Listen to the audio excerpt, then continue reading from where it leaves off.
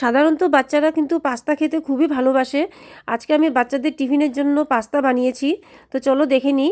একদম সিম্পলভাবে বানিয়েছি। পাস্তাটাকে একদম প্রথম 2 প্যাকেট পাস্তা একটা বাটিতে নিয়ে নিলাম। নিয়ে 1 গ্লাস জল দিয়ে এটাকে সেদ্ধ বসিয়ে দিলাম। 2 মিনিটের বা 3 মিনিটের মতন সেদ্ধ করলেই হয়ে যায়। সেদ্ধ করে নিলাম। তারপরে এখানে কড়াইয়ের মধ্যে আমি অল্প তেল দিয়ে প্রথম রসুন 2 সেকেন্ডের মতন রসুন ভেজে নিলাম। তারপর পেঁয়াজটা ভেজে নিলাম 2 সেকেন্ডের মতনই।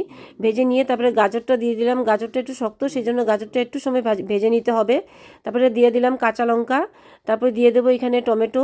টমেটোটা দিয়ে টমেটোটাতে ভালো করে গলে সেজন্য হলুদ আর নুন দেবো। দিয়ে নাড়াচাড়া করার পরে একটু জল দেব। জল দিয়ে কিছুক্ষণের জন্য ঢেকে রাখবো। 2 মিনিটের মতন ঢেকে রাখলাম। দেখো একদম টমেটোটা গলে গেছে। এখন আমি এখানে দিয়ে দেবো পাস্তাগুলো, সেদ্ধ করা পাস্তাগুলো দিয়ে দেবো। চাইলে এখানে তোমরা আরও অনেক সবজি অ্যাড করতে পারো, যেমন ক্যাপসিকাম, ফুলকপি, বাঁধাকপি। তা আমি আর কিছু দিলাম না, হলে এতটুকুই দিলাম। তারপরে এখানে সয়া সস দিয়ে দিতে হবে। সয়া সস দিয়ে তারপরে টমেটো কেচাপ দিয়ে দিলাম।